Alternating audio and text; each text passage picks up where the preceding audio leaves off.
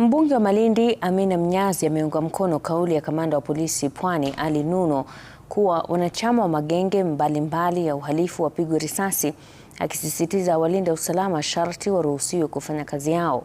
Akizungumza katika chuo cha ufundi cha Uweru, Mnyazi amesema kuwa kwa muda sasa wakazi wa eneo hilo wamehangaishwa na magenge hayo yanayowashambulia mara kwa mara.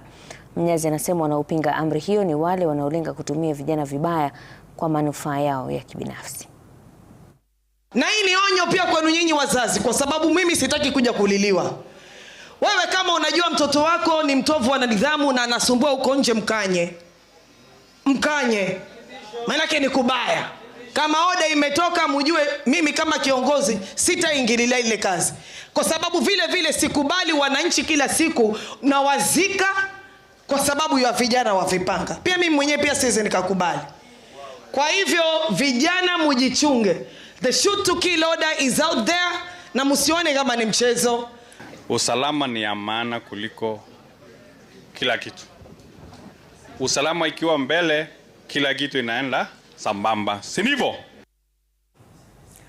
Waziri wa Kawi Opiyo Wandayi